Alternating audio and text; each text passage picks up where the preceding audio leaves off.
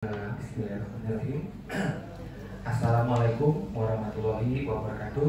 Waalaikumsalam warahmatullahi wabarakatuh. Bagaimana kabar Bapak Ibu semuanya? Baik.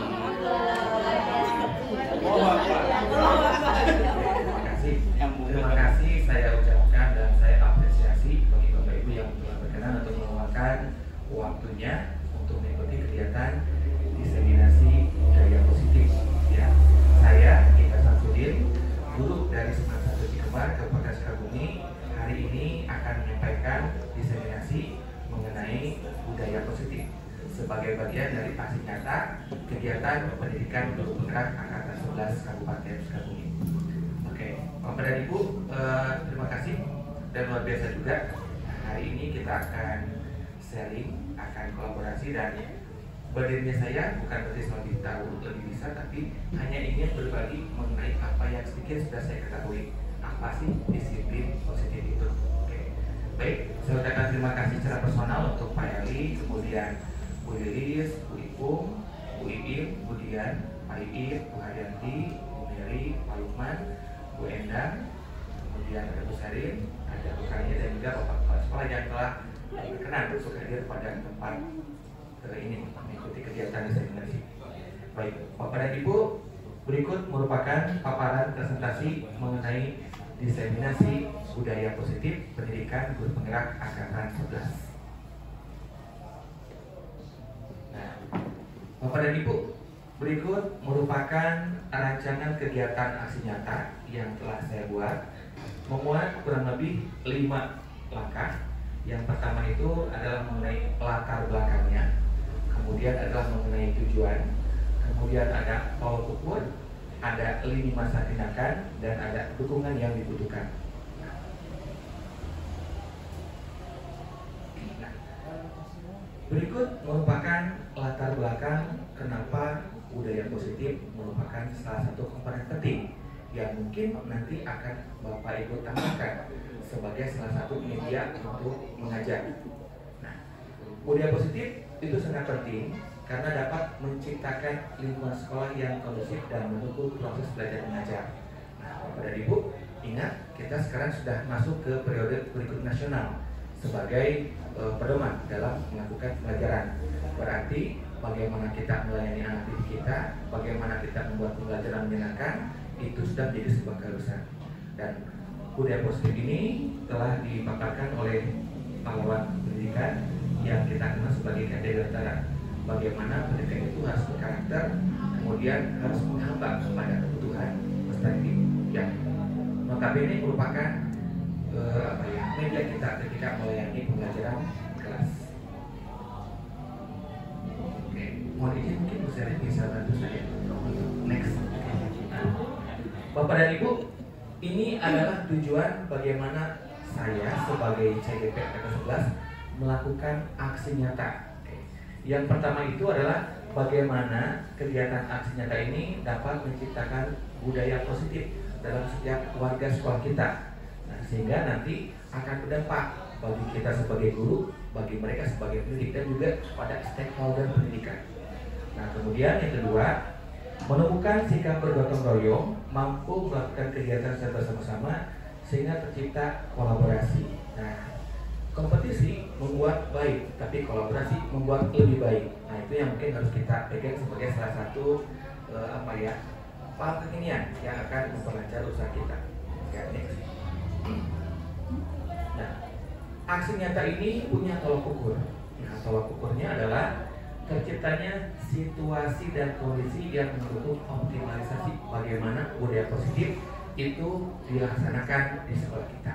Nah, tentunya peran Bapak Ibu terutama yang pernah sebagai guru, kemudian wali kelas, bagaimana membuat anak merasa nyaman untuk belajar, anak merasa diperhatikan, dan anak merasa menjadi objek dan subjek pembelajaran.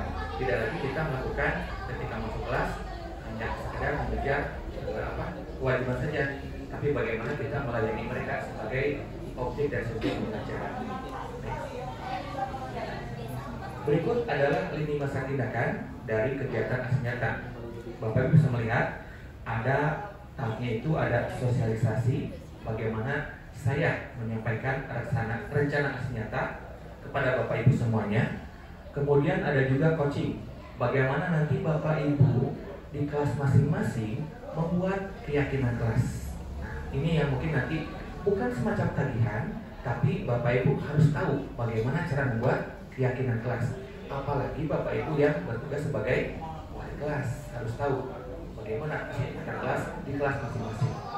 Kemudian Bapak Ibu nanti mungkin kita akan mengajak warga sekolah, membuat mereka termotivasi bagaimana meyakini isi keyakinan kelas, dan yang terakhir bagaimana nanti memfasilitasi diskusi supaya hal ini dapat lebih dipahami oleh Bapak Ibu semuanya. Next. Ya, aksi nyata ini tidak akan maksimal jika tidak dibarengi atau tidak diiringi dengan dukungan dari Bapak Ibu semuanya. Oke, berikut adalah dukungan yang saya butuhkan, mulai dari support dari kepala sekolah, Bapak Ibu sebagai tes Jawa, dan juga anak didik. Kemudian adanya ketersediaan sarana dan prasarana, bagaimana membuka budaya positif di sekolah, dan terakhir bagaimana manajemen yang nanti akan mempermudah melalui keterlibatan pihak terkait, apakah wali murid, komite, ataupun stakeholder terkait. Berikut merupakan tim pendamping yang mendampingi saya dalam berkegiatan di pendidikan guru gerak ini. Ada Ibu Nur Istifania sebagai fasilitator, kemudian Bu Yunita Anggreni sebagai pengajar praktik saya, dan saya sendiri Indra Satria sebagai calon guru penggerak. Bapak dan Ibu, inilah menu yang saya coba tawarkan, bahwa aksi nyata ini adalah benar untuk kita diskusikan. Mulai dari pengantar, kemudian bagaimana perubahan paradigma belajar, disiplin positif, kemudian motivasi perilaku manusia, kebutuhan dasar manusia, kemudian posisi kontrol restitusi, keyakinan kelas, dan juga bagaimana memahami apa itu segitiga restitusi. Baik, Bapak dan Ibu, sebagai pengantar, mungkin saya akan bertanya ke Bapak Ibu, agar Bapak Ibu bisa mengalir ketika menanggapi apa yang saya paparkan. Baik, Bapak dan Ibu, seberapa paham Bapak Ibu mengenai kurikulum merdeka? Mungkin ada yang akan berpendapat? Enggak? Mungkin bukannya?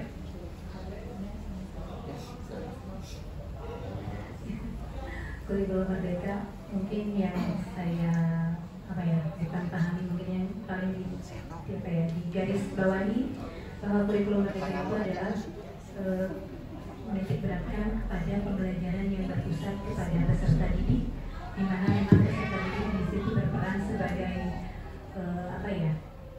kontrolnya. Kita guru hanya menjadi fasilitator, di mana di dalam kurikulum merdeka ini kita harus benar-benar merdeka, tapi dalam tanda kutip bukan merdeka yang hanya sekedar merdeka saja, tapi ruh dari kurikulum merdeka itu harus memang betul-betul dirasakan tidak hanya oleh guru tapi juga oleh siswa kita. Mungkin itu Bapak, terima kasih.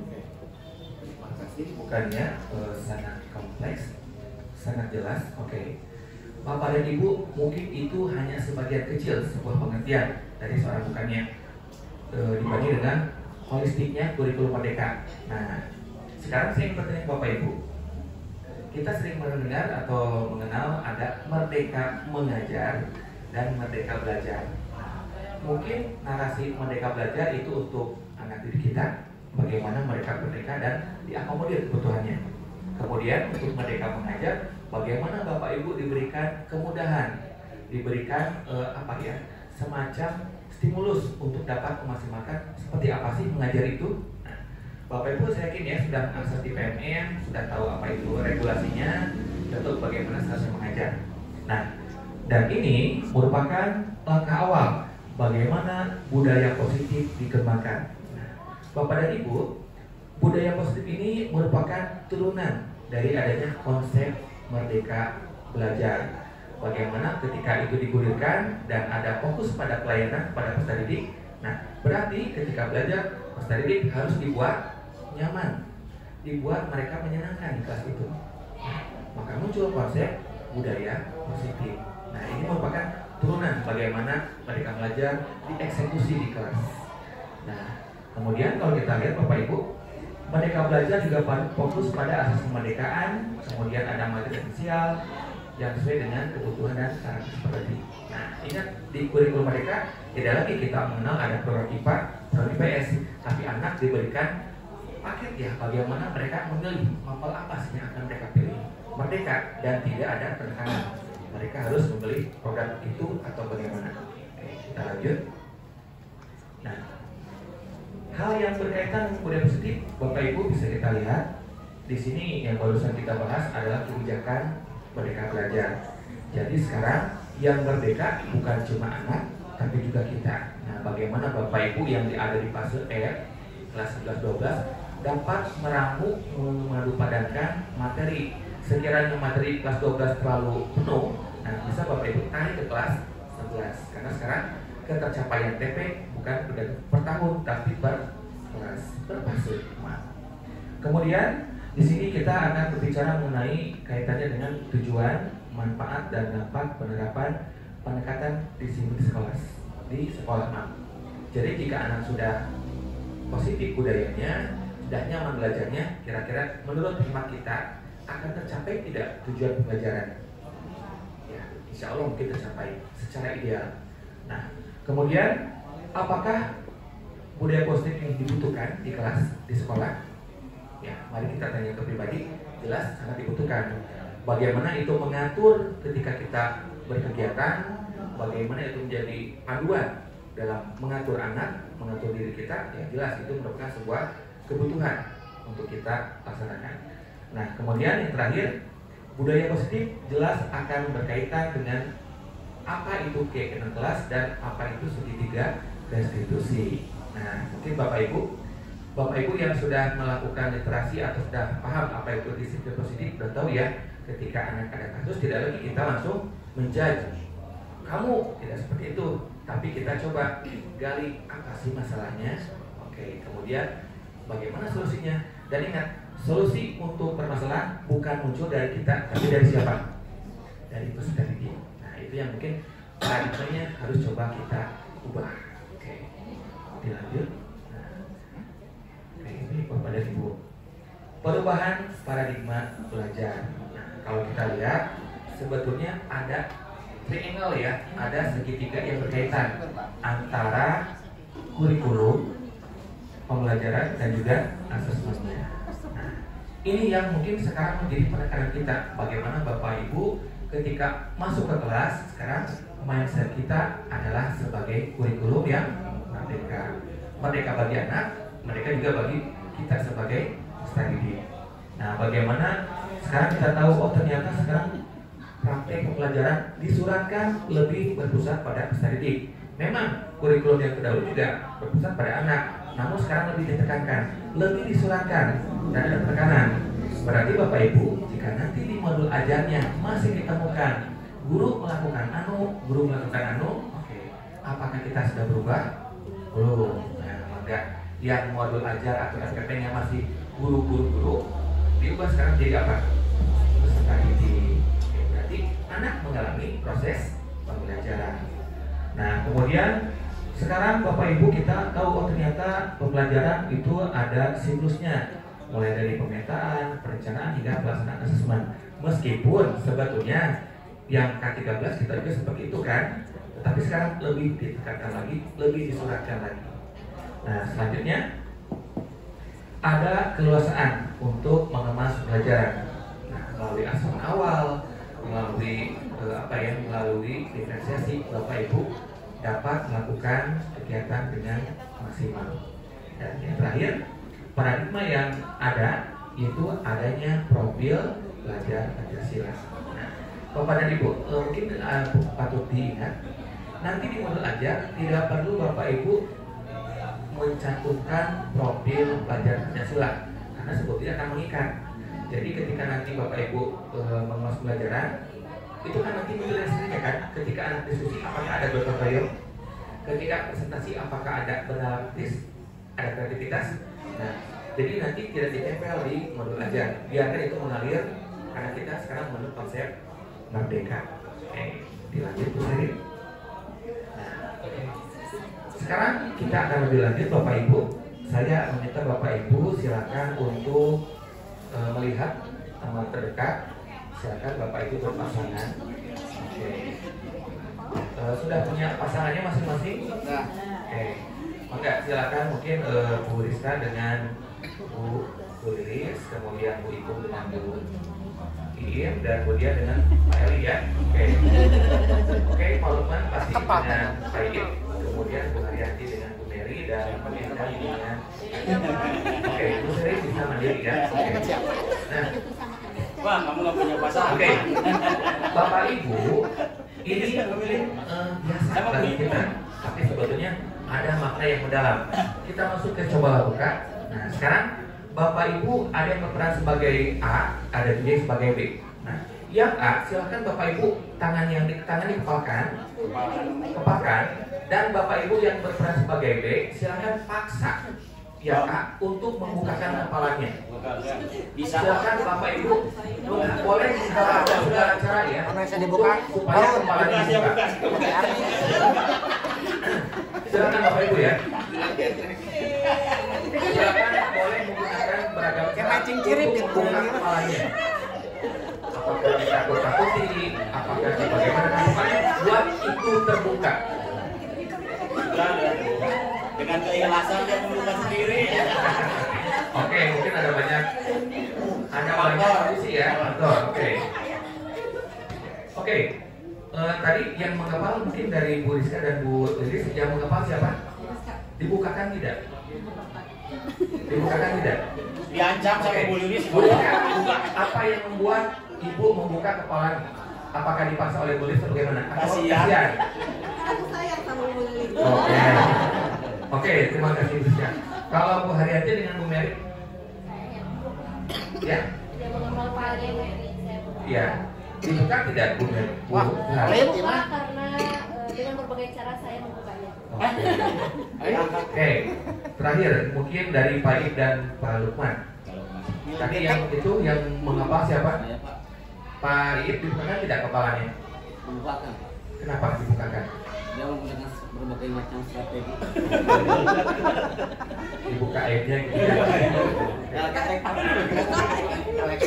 Kalau kita cermati, sebetulnya yang memegang kendali itu siapa? Apakah yang mengepal ataukah yang membujuk? Yang ujung Pak. Ya? Yang A. Yang hafal. Kenapa yang mengepal yang menjadi yang memegang kontrol? Dia harus sadar sendiri sih. Itu ada pada diri kita sendiri. Oke. Tidak bisa dipengaruhi oleh Orang lain. Nah, tadi yang dengan sukarela ketika meminta itu siapa? Pak Ib. Jadi kan ada effort dari Pak Lukman ya, dari Pak Ib. Yang tadi dengan sukarela dibukakan siapa? Iya. Karena mungkin saya. Oke. Berarti Bapak dan Ibu, kalau demikian ada banyak faktor yang mempengaruhi kualitas dan kuantitas bagaimana kita memegang kendali atau kontrol. Mungkin ada yang kekeh atau mungkin juga ada yang sukarela membuka diri. Oke, baik. Kita lanjut Bu Seri. Nah, Bapak dan Ibu sadar tidak sadar sebetulnya mengenai fenomena kontrol kita sudah dan sering melakukannya di kelas. Ketika anak katakanlah pada saat pelajaran fisika, pelajaran saya semuanya duduk rapi, nah itu ada banyak kondisi yang melatar belakanginya. Apakah karena takut oleh saya, atau karena suka dengan pelajaran saya, ataukah mungkin suka dengan apa yang menjadi tampilan saya. Nah itu harus kita cermati, tapi itu merupakan sebuah ilusi, karena kita tidak bisa meraba bagaimana perasaan anak terhadap pelajaran kita. Nah, tapi sekarang kan kita banyak menemukan ya, ada anak yang mungkin pilih-pilih guru, pilih-pilih pelajaran. Itu sudah bukan ilusi, tapi itu adalah sebuah kenyataan. Nah, mari kita sama-sama merefleksi, itu kenapa? Nah, teori kontrol itu berbicara mengenai bagaimana ilusi guru mengontrol murid. Nah, Bapak dan Ibu sering kita temukan anak itu ketika berbicara dengan kita mumun-mumun, tapi di belakangnya tidak. Yang hari ini kami panggil ke BK, kemudian kami marahi, ternyata besok gitu lagi. Oh berarti mumun-mumun itu merupakan sebuah ilusi, tidak nyata. Kemudian yang kedua, ilusi bahwa semua penguatan positif dan bermanfaat. Oke, kemarin kami memanggil anak kelas 11 1. Nah, kemudian anak yang jarang masuk itu kami bina, kami memberikan pengertian, dan ternyata ketika penguatan yang positif pun disampaikan, anak tersebut kembali ke settingan awal, tidak masuk. Nah, itu menjadi PR buat kita. Berarti apa yang kita lakukan belum dipahami seutuhnya oleh anak tersebut. Oke. Selanjutnya, ilusi bahwa kritik dan membuat orang merasa bersalah dapat menguatkan karakter. Nah, Bapak dan Ibu, ketika kita melihat anak yang bermasalah, berarti mulai dari sekarang jangan lagi kita kamu mah. Nah, itu yang harus kita hindari sekarang, mulai dari sekarang. Bagaimana sekarang kita bisa lebih menerima, oh anak ini bermasalah, berarti kita harus apa? Kita harus memberikan penguatan. Nah, meskipun tergantung dari individunya. Dan terakhir, Bapak dan Ibu, kita memang dewasa, tapi kita juga tidak bisa memaksakan apa kena kita. Ketika wali kelas anaknya banyak bermasalah, kemudian dipanggil, dimarahin, seolah kita benar, itu juga tidak bagus. Nah, langkahnya bagaimana? Nanti kita akan coba dengan segitiga restitusi. Nah, Bapak dan Ibu, enggak, saya mungkin memberikan waktu 5 menit. Terbaca ya sampai belakang. Oke, silakan Bapak Ibu dicermati narasi kalimat dari Stephen R. Covey. Enggak, bisa dicermati, bisa dilihat sambil mungkin minumannya bisa dicoba dibuka terus. Coba dulu. Aman.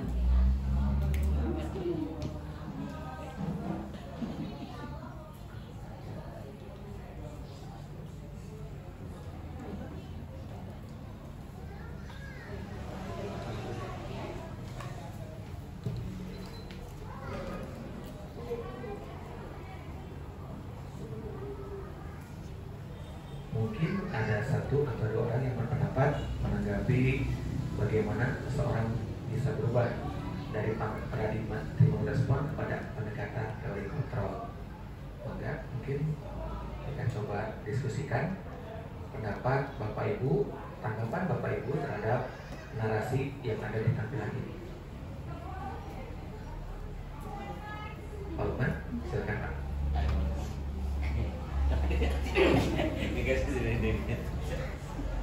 Yang saya pahami, pertama kita harus memikirkan bagaimana merubah pola pikir.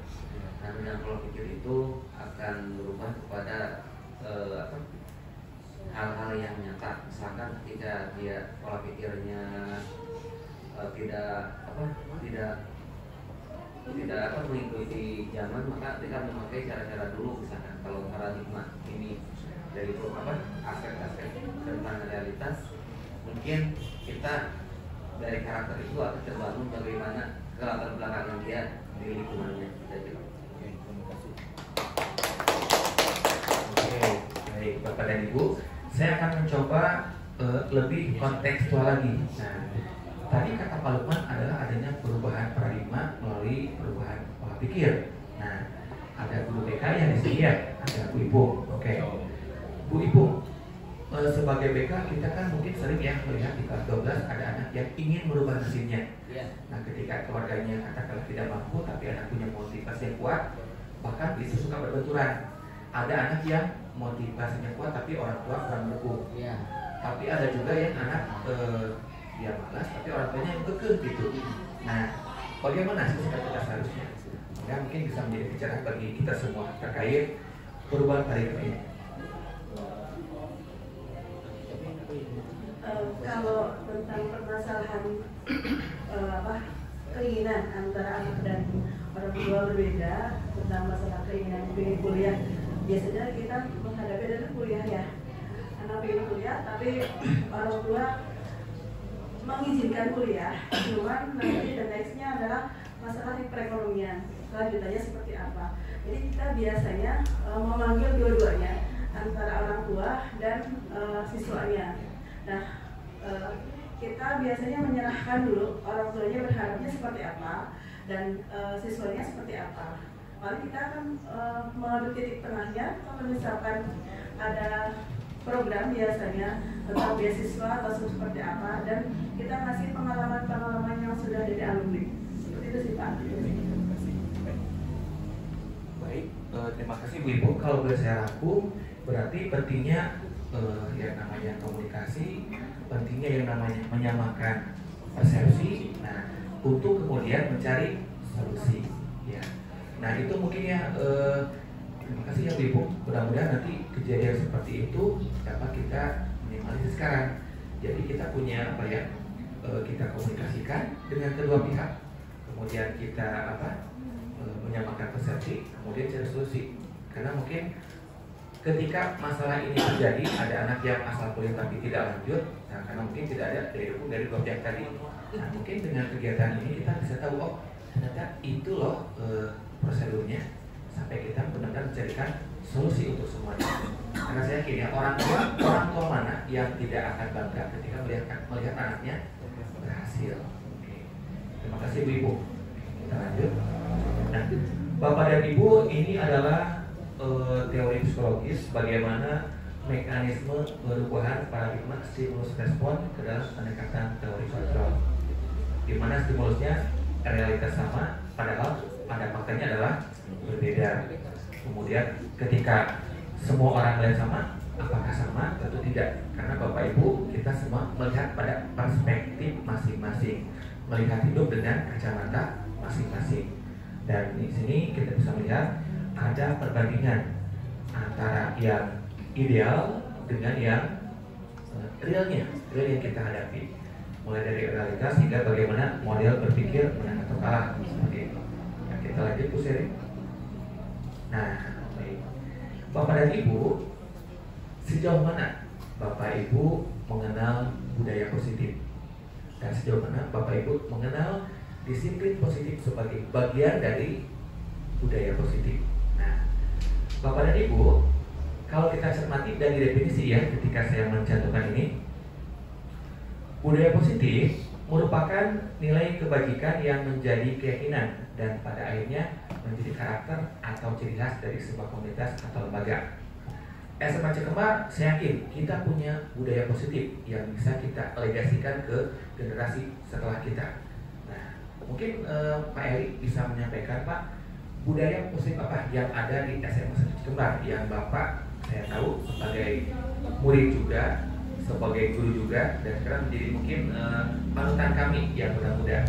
Seperti apa sih budaya positif yang ada di SMA 1 Cekembar? Saya udah tua. Lebih tepatnya seperti apa? Perasaannya masih ABG. Ayo kakak tertua.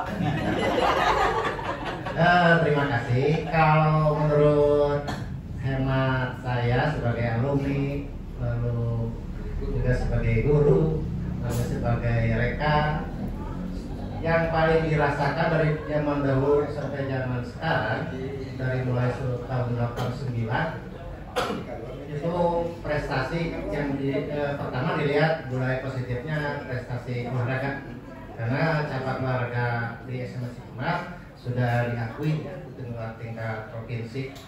Pertama itu dulu bola voli sampai sekarang, lalu ada pencaksilat, ada dulu belum ada karate dan taekwondo karena namanya pencaksilat aja. Lalu sepak bola, dulu mas sepak bola, kalau sekarang kan ada futsal gitu. Dari dulu sampai sekarang itu top terus, jadi itu budaya yang terus ditularkan dari generasi ke generasi sampai sekarang lebih dari 15 angkatan, dan ternyata nggak hilang-hilang. Itu baru budaya positif dari segi prestasi peserta didik. Kalau untuk prestasi gurunya, dulu itu waktu zaman Pak Barta, Pak Makmur, Pak Barta itu guru bahasa Inggris, sudah jadi kepala sekolah dan sekarang pensiun. Kemudian Pak Makmur dari guru PPKN, dari kepala sekolah di Kadis, pensiun. Sampai ada Pak Dede Daniel, Pak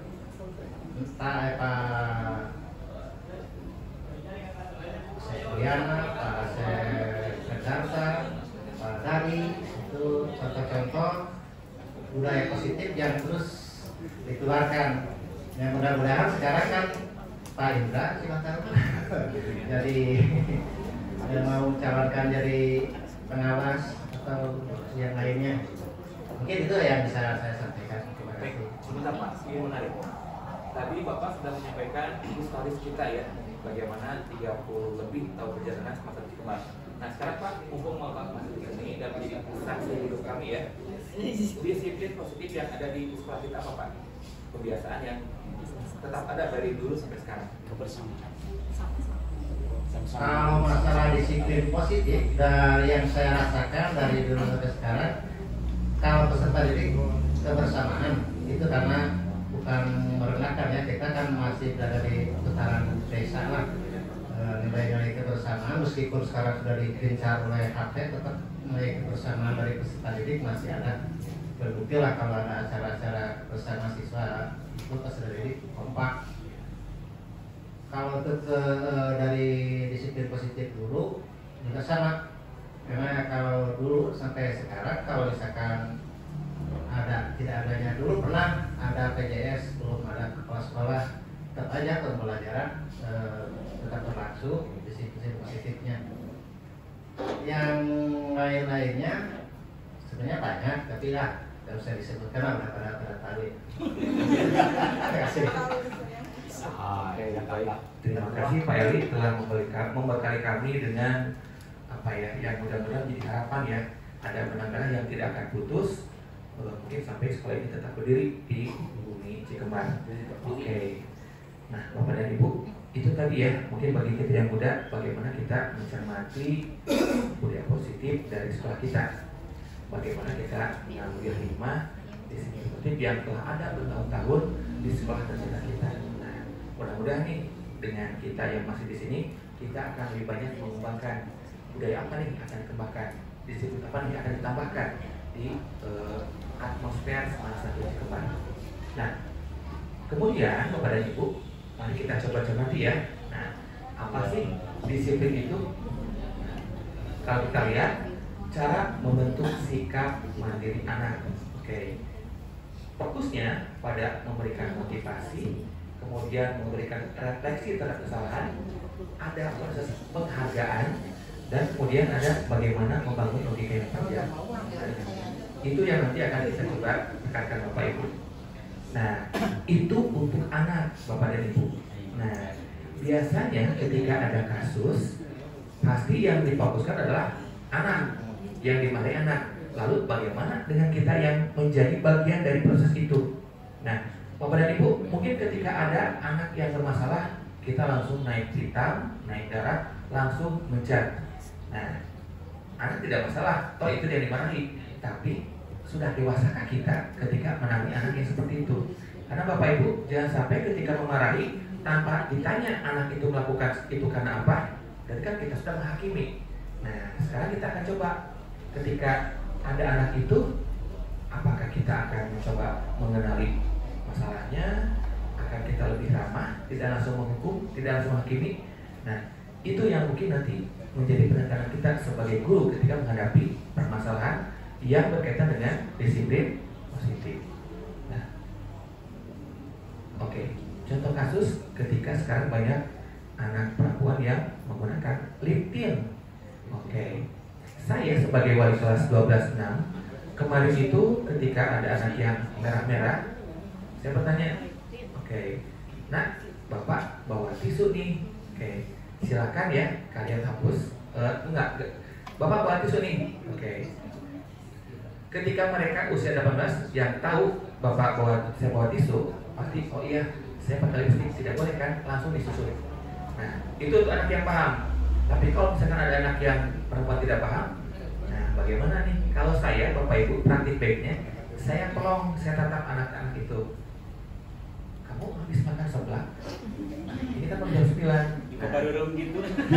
Nah itu kan, saya menggunakan pendekatan yang tidak menghakimi, tapi buat mereka berpikir.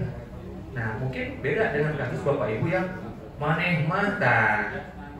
Itu mungkin harus kita paradigma meskipun Bapak Ibu kita perlu tahu kapan kita berdiri, kapan kita tegas. Oke. Baik, kita lanjut ke seri. Nah, Bapak dan Ibu, mari kita simak bagaimana dan apa saja motivasi perilaku manusia. Nah, motivasi itu dapat datang dari dalam diri kita atau juga dari orang lain, dari luar. Nah, berikut merupakan 3 poin penting motivasi perilaku manusia. Yang pertama apa Bapak Ibu? Oke, menghindari ketidaknyamanan hukuman. Oke, boleh saya tanya Bapak Ibu? Boleh. Hari Senin kan kita harusnya upacara nih. Nah, kita berbaris di lapangan. Boleh saya tahu motivasi Bapak Ibu ikut upacara? Apakah karena memang sadar harus upacara, ataukah takut dijabri oleh Pak Erlangga? Rasa nasionalisme. Oke, rasa nasionalisme. Oke, Bapak Ibu.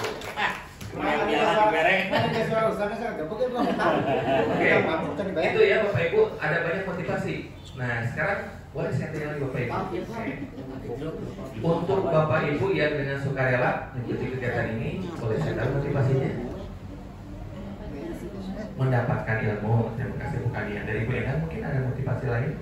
Roti goni Terima kasih Bu. Oh, mangga dari Pak Basar mungkin ada? Dia memasang contoh ya, barangkali supaya barangkali oke baris. Oh, nah, Bapak dan Ibu. Tema anak itu tidak Oh, beda.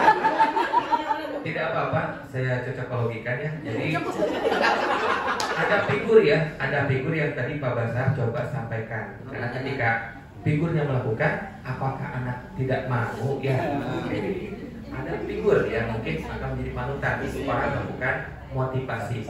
Oke, Bapak dan Ibu, motivasi yang kedua apa? Mari kita sama-sama simak. Mendapatkan imbalan atau penghargaan orang lain. Nah, Bapak dan Ibu, jujur, mungkin dalam diri kita masih butuh apa yang namanya pengakuan ya. Bagaimana kita dikenal sebagai seorang manusia di sekolah ini? Apakah dengan prestasi kita, dengan ciri khas kita, atau dengan kekurangan kita? Semua dikembalikan Bapak Ibu, karena itu merupakan pilihan. Oke. Yang ketiga apa? Menjadi orang yang mereka inginkan dan menghargai diri sendiri dengan nilai yang mereka percaya. Nah, mungkin ini lebih logis ya. Bagaimana Bapak Ibu, mungkin Pak Eri yang jauh di sana rumahnya jam 6:30 udah dari sini. Berarti Pak Eri sudah meyakini nilai-nilai yang nanti akan disampaikan ke anak didiknya. Bagaimana Pak Eri memberikan contoh, memberikan teladan, seperti itu seharusnya. Jadi ketika ada anak yang rumahnya di residen, kemudian datang ke sekolah dengan alasan, Pak, maaf saya terlambat karena macet, itu kan tidak logis. Tidak ada nilai yang dapat dipercaya. Oke, baik. Kita lanjut Bu Seri. Nah, oke. Nah, Bapak dan Ibu, di materi budaya positif ini jujur ada banyak sekali yang mungkin harus kita sampaikan dalam waktu yang sesingkat-singkatnya. Ada materi yang sebanyak-banyaknya. Salah satunya adalah mengenai nilai kebajikan. Nah, sekarang nilai ini mengerucut di kurikulum Merdeka melalui profil pelajar Pancasila. Memang ada banyak sekali Bapak Ibu nilai yang bisa kita kembangkan, seperti nilai etika, estetika, termasuk agama, kemudian material, vital dan rohani. Nah, untuk kita sebagai guru, nilai kebajikan sekarang dan yang utama adalah sebagai berupa profil pelajar Pancasila. Nah, meskipun itu sebetulnya dulu kita pernah menerapkannya dalam penguasaan pendidikan karakter dan adanya life skill atau keterampilan hidup. Oke. Nah, baik, kita lanjut. Nah, Bapak dan Ibu, ini yang mungkin akan menjadi renungan kita semua sebagai guru, sebagai pendidik. Ketika Bapak Ibu hadir di sebuah pelatihan, motivasi apa yang Bapak Ibu dapatkan ya? Apakah karena hadir karena tidak ingin ditegur, ataukah ingin dipuji atau dilihat, atau Bapak Ibu yakin bahwa itu adalah merupakan kewajiban kita menjadi pembelajar sepenuhnya kayak. Nah, kira-kira di antara 3 motivasi ini mana yang paling kuat? Yang ketiga, yang ketiga kah, yang kedua kah, atau yang ke-1 kah, atau Pak, saya mah semuanya? Ya, semuanya. Oke. Yang harus menjawabkan Bapak saya. Oke, maka Pak, mungkin Bapak bisa berbagi pandangan bagaimana motivasi ini mendasari tindakan Bapak. Ya, saya pikir tidak munafik dan manusiawi. Yang menjadi motivasi pertama adalah tidak enak lah kalau ditegur. Ya, apalagi ditegurnya di depan umum. Jadi sebelum ditegur ya kita laksanakan. Itu yang pertama. Makanya saya pilih 3-3. Yang kedua, kalau kita lihat kebutuhan kita, kebutuhan hidup, kalau tidak salah ada 5 menurut Maslow, dan antara salah satunya adalah kita ingin pengakuan, eksistensi dari orang lain. Pujian atau penghargaan itu sangat diperlukan oleh kita, tidak usah menafik. Dan yang ketiga, betul bahwa ini menjadi suatu pembelajaran atau menjadi kebiasaan, karena sesuatu yang sudah dibiasakan akan menjadi ringan, tidak menjadi beban. Itu saja barangkali. Nah, Bapak dan Ibu, itulah pembesar ya. Mungkin panutan kita ya.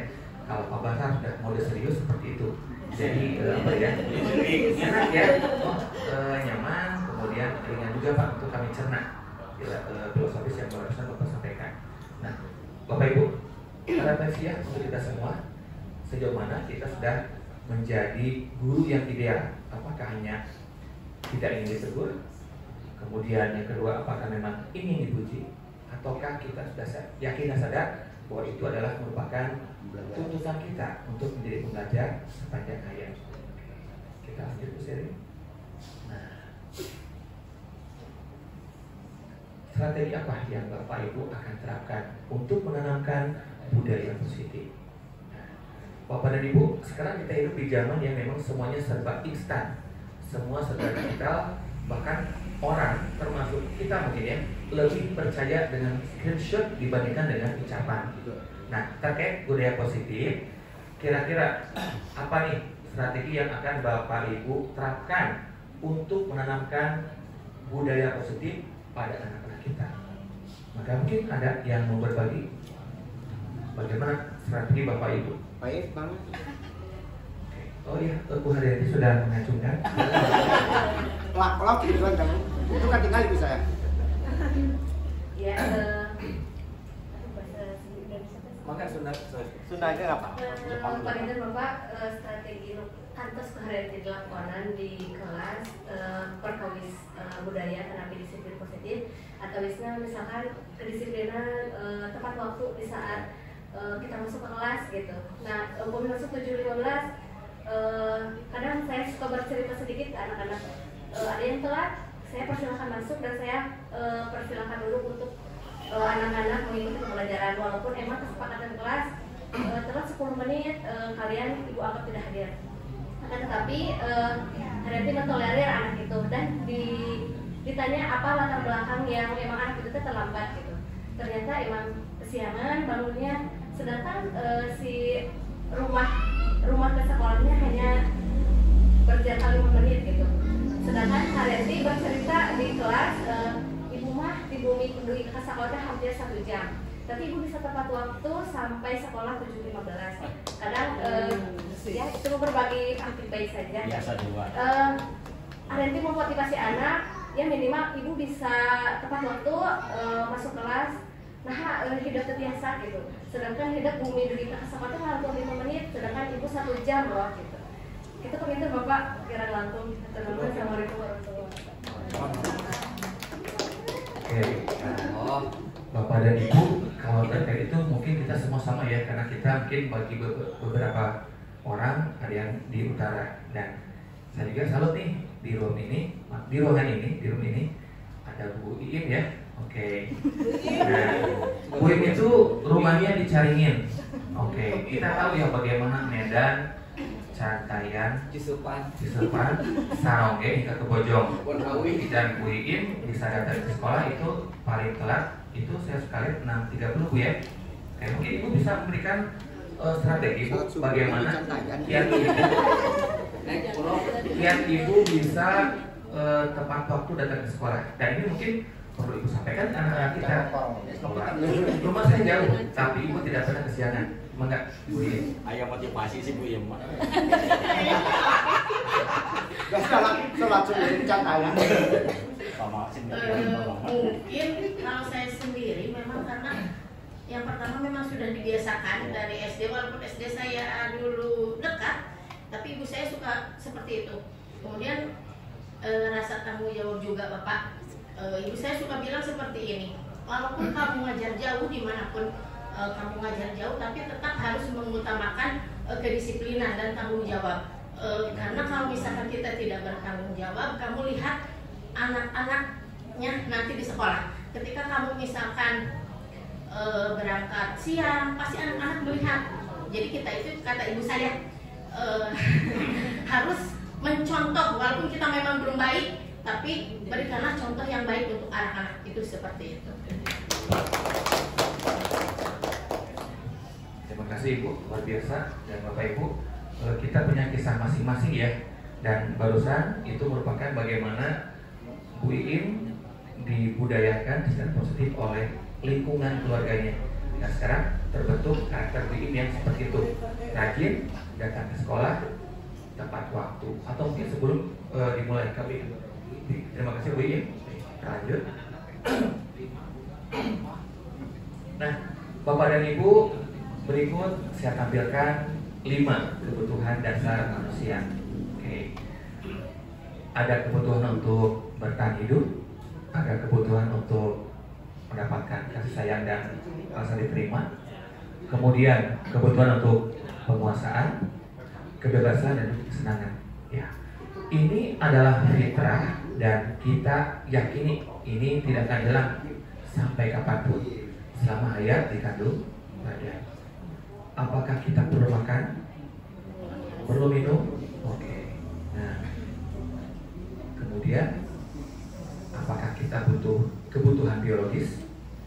Butuh ya. Nah, itu merupakan hal yang lumrah yang tidak akan bisa dihilangkan. Apakah kita butuh kasih sayang? Oh betul. Butuh dicintai? Oh betul banget. Butuh mencintai? Oke. Nah, dan itu sifatnya tinggi ya. Kecuali bagi beberapa ada yang terbagi seperti itu. Oke. Apakah kita butuh diakui? Oh betul. Butuh untuk memimpin? Betul. Butuh dipimpin? Betul. Nah, itu juga kebutuhan. Oke. Apakah kita butuh kebebasan? Betul. Oke, Bapak dan Ibu, kebebasan seperti apa yang Bapak Ibu butuhkan? Berekspresi dan berpendapat. Berekspresi dan berpendapat. Apakah butuh kebebasan yang bertanggung jawab? Apakah kita butuh kebebasan yang tanpa batas? Tidak. Oke, kita punya rambu-rambu ya. Ya. Oke, dan itu sudah sangat jelas. Terakhir kesenangan. Oke, saya akan tanya ke asisten saya. Oke, Bu Selin, kesenangan seperti apa yang Ibu inginkan? Ingin dicintai. Mewakili generasi Z ya, generasi Z yang sekarang sudah menjadi pendidik. Cintai dan menyayangi. Mungkin dari diri saya pribadi yaitu kesenangan yang menyenangkan bagi diri saya sendiri dan bagi orang lain. Contohnya apa?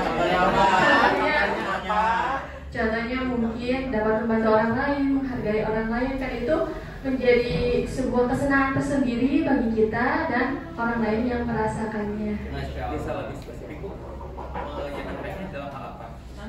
Oh, menyenangkannya mungkin membuat orang lain bahagia, mungkin Pak. Dengan cara tadi misalnya ketika orang lain membutuhkan bantuan, kita dapat menolongnya, menghargainya, dan melakukan orang lain lebih lebih sopan mungkin dan lain sebagainya. Bu, aku lagi mau punya uang.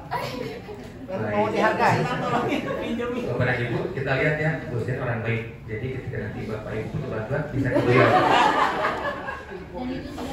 Iya, itu sudah terbukti ya, dan mungkin stiker-stiker itu bisa menjadi bukti nyata ya, bagaimana membahagiakan orang lain bisa dengan semudah itu. Semudah Stiker. Oke, kita lanjut.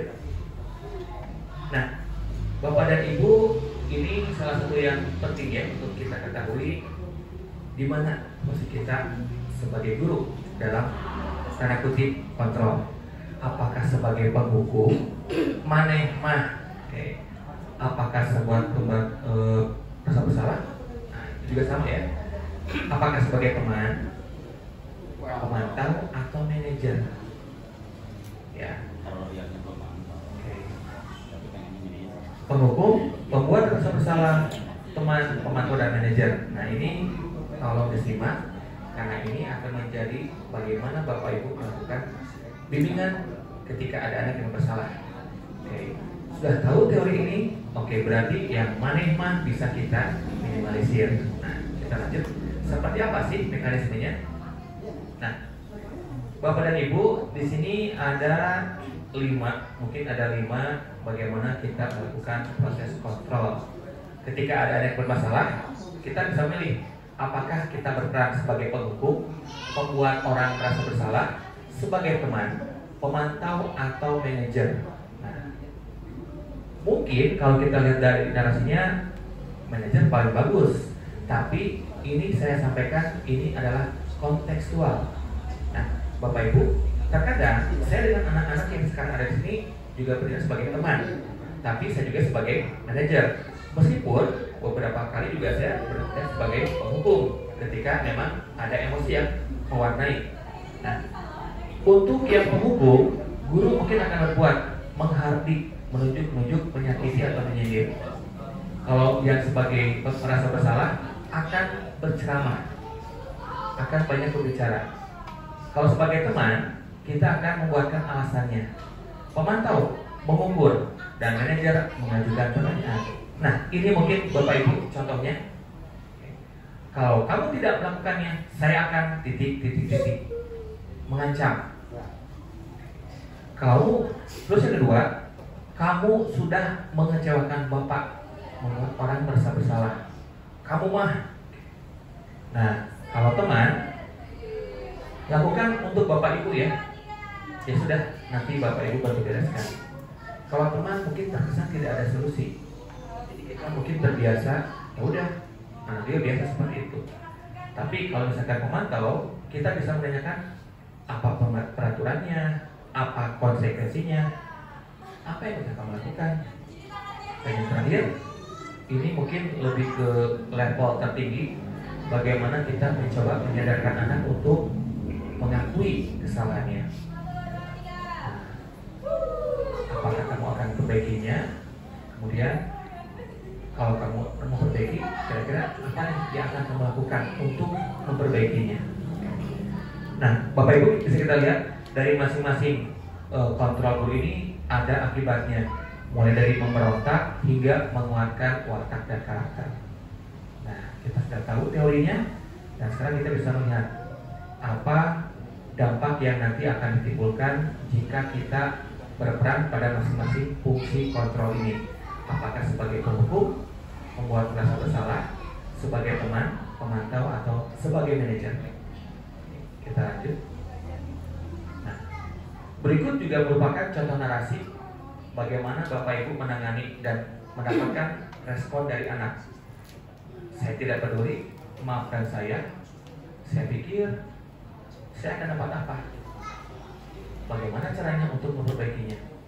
Nah, Bapak Ibu, mungkin ada yang di kelasnya itu ketika anak beraktivitas suka dikasih bintang ya, ada poin plus. Nah, itu juga nanti diperhatikan efektivitas dari penggunaan metode seperti itu. Karena nanti mungkin saja ada anak yang motivasinya adalah untuk mendapatkan poin, tidak menyadari kebutuhan dia seperti apa. Ada dampak bagi murid dan juga ada kaitan dengan dunia berkualitas. Nah, oke, kita lanjut. Oke. Selanjutnya Bapak dan Ibu adalah mengenai keyakinan kelas. Nah, keyakinan kelas ini merupakan satu yang harus disepakati bersama, dan ini sifatnya mengikat. Apa? Bedanya apa? Kalau peraturan kelas itu dibuat secara sepihak. Tapi kalau keyakinan kelas itu kita melibatkan peran serta anak. Jadi mereka merasa lebih memiliki, merasa lebih tahu, dan itu lebih efektif. Nah, Bapak Ibu, boleh saya tahu kira-kira contoh keyakinan kelas yang Bapak Ibu lakukan di kelas apa saja? Mungkin dari mulai bukannya, boleh saya tanya Bu, keyakinan kelas yang pernah Ibu buat dengan anak-anak?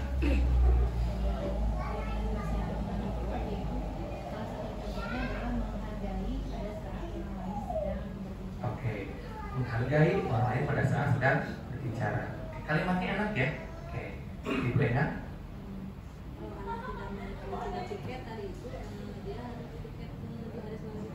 Oke, kalau tidak piket, piket selanjutnya.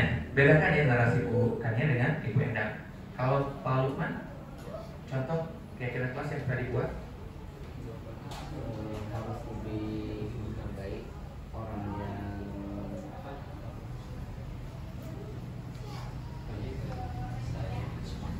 kesepakatan.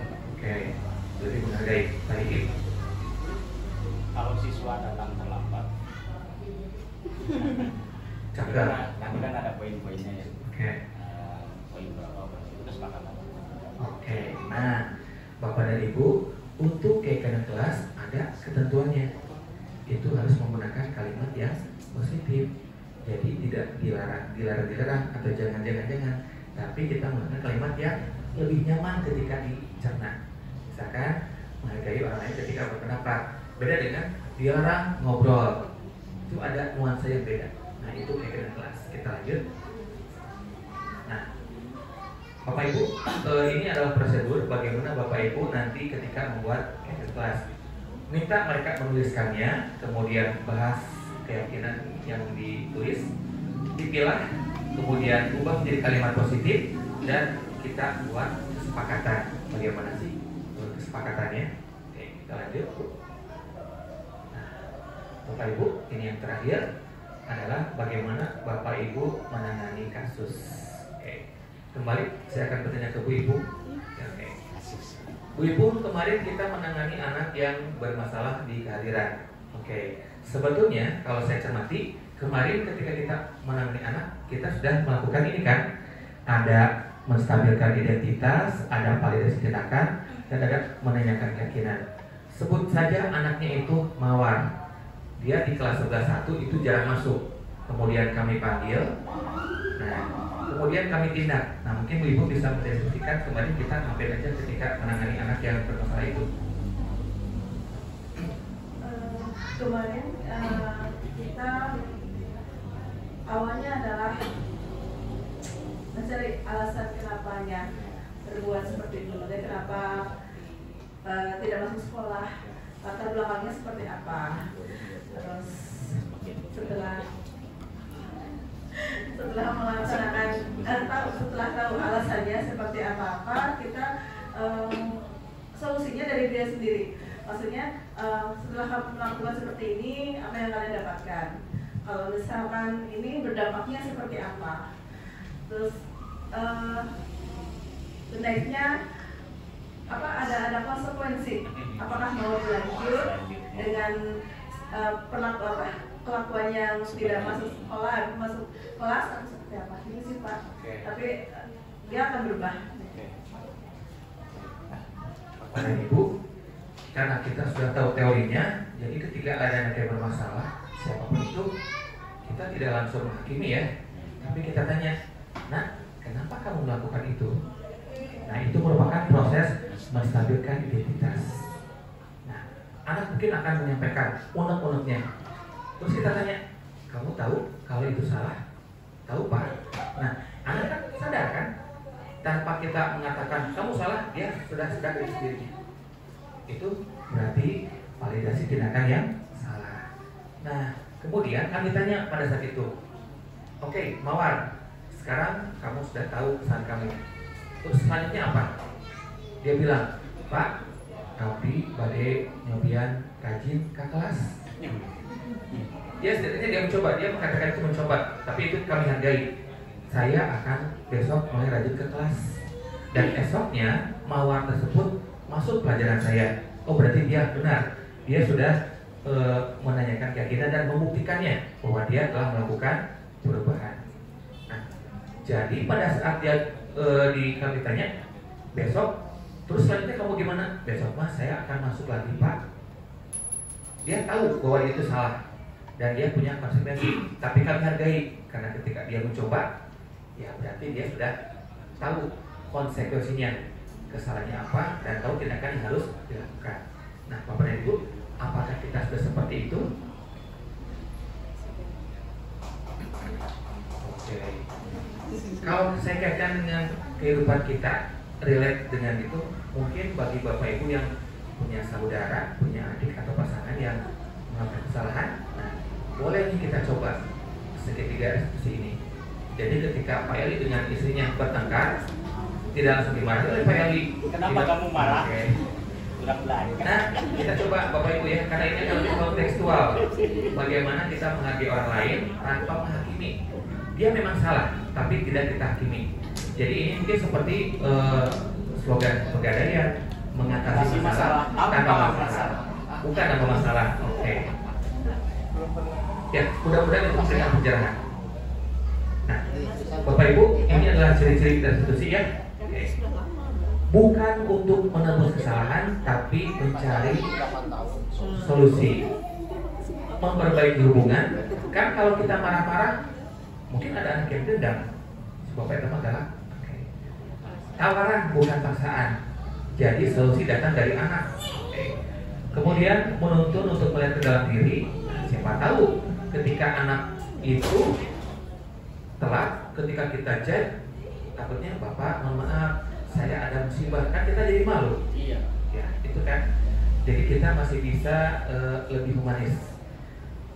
Cara paling baik, kebutuhan dasar yang harus tindakan, fokus pada karakter bukan tindakan, menguatkan, fokus pada solusi, dan mengembalikan murid yang berbuat salah.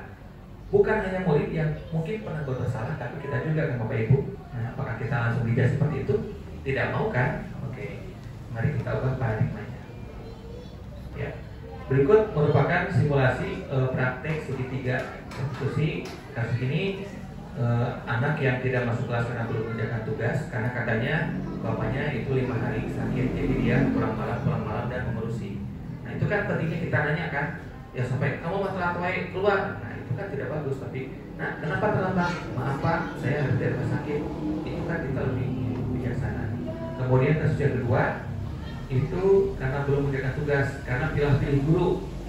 Nah ini yang mungkin relate dengan kehidupan kita. Ternyata ketika sudah disimulasikan ada solusinya. Jadi anak senang, guru pun senang.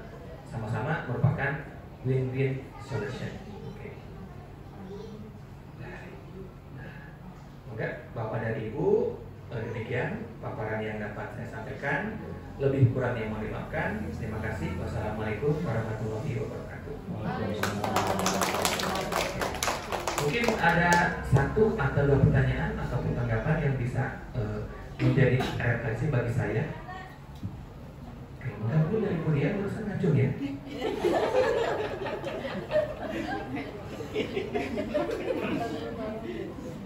Assalamualaikum warahmatullahi wabarakatuh. Ini dadakan berarti ya, karena saya ditembak tadi 3 berpikir dulu. Tadi saya mau menanyakan tentang keyakinan kelas ya. Jadi sebetulnya mana yang lebih baik? Apakah keyakinan kelas, kesepakatan kelas, atau kesepakatan belajar? Karena kalau menurut saya ya, saya di kelas itu menggunakan kesepakatan kelas itu untuk wali kelas yang kelas yang saya wali kelasin. Kalau di kelas yang lain itu menggunakan kesepakatan belajar gitu, karena mereka juga sudah punya kesepakatan kelas dengan wali kelasnya masing-masing gitu. Nah sekarang saya melihat lagi keyakinan kelas gitu, sedangkan kalau di TRK maaf ya saya di TRK itu adanya kesepakatan kelas dan kesepakatan belajar gitu. Terima kasih. Assalamualaikum warahmatullahi wabarakatuh. Terima kasih Ibu. Mungkin yang juga meluruskan bagaimana pada pertemuan sebelumnya saya juga bingung antara budaya positif dengan disiplin positif. Oke, kemudian saya komunikasi dengan Fasil, kemudian melakukan literasi digital, ternyata sampai pada satu kesimpulan bahwa disiplin positif merupakan bagian dari budaya positif. Jadi ada skup yang lebih luas, yaitu budaya yang memunculkan atau menurunkan disiplin positif. Oke. Kemudian untuk keyakinan kelas yang saya pahami, sependapat saya itu hanya ada keyakinan kelas saja. Nah, memang ada beberapa narasi yang mengatakan keyakinan kelas itu sama dengan kesepakatan kelas. Namun kalau kita kembalikan ke definisi dan narasi juga regulasi, itu yang benar adalah keyakinan kelas. Kemudian yang tadi Ibu sampaikan mengenai kesepakatan belajar itu merupakan bentuk lain dari keyakinan kelas. Namun yang dipahami oleh saya untuk hal yang demikian itu hanya mencakup ke kegiatan kelas. Itu mungkin istilah lain bagaimana kita membuat semacam kontrak yang akan memandu kita ketika melakukan pembelajaran. Jadi mungkin kegiatan kelas itu beda-beda antara ibu sebagai wali kelas, ibu juga sebagai guru mapel. Nah, jadi mohon maaf, saya bisa jawab yang saya paham itu hanya ada keyakinan kelas seperti itu.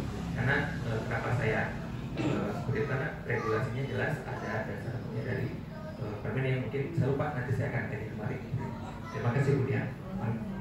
Silakan.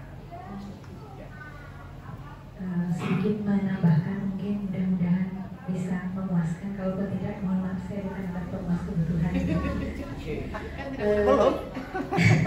Tadi kan mana yang lebih benar? Mungkin kalau ditanya benar, semuanya juga benar. Hanya kalau kita berbicara tadi menuju ke arah budaya positif, kenapa akhirnya tadi kata yang diambilnya keyakinan keras, bukan kesepakatan. Kalau kesepakatan itu lebih kepada ada unsur keterpaksaan.